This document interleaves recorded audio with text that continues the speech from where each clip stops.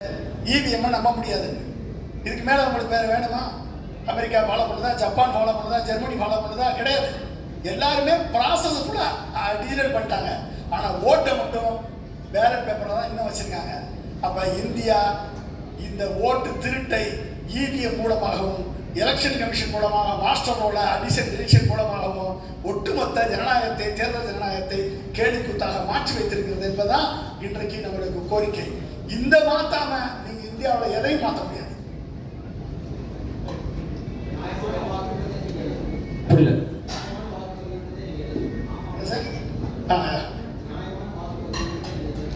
நியாயமான வாக்குப்பதிவு,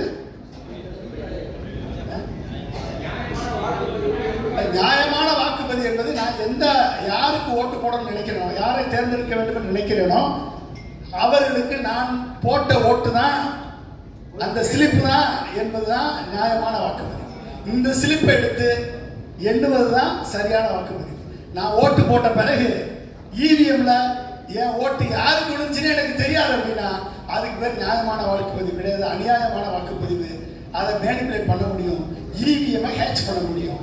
EVM hatch பண்ணியாச்சு அப்படின்னா யாருக்கு வேணாலும் மொத்த ஓட்டு 1200 ஓட்டு ஒரு பூத்தில், இந்த 1200 ஓட்டுல இவர் தான் ஜெயிக்கணும்னு simple loading machine simple load பண்ணும்பொழுதே ஒரு பேட்டர்னை உள்ள வச்சாச்சு அப்படின்னா அந்த சிம்பிள் விழுந்த ஓட்டுல 1200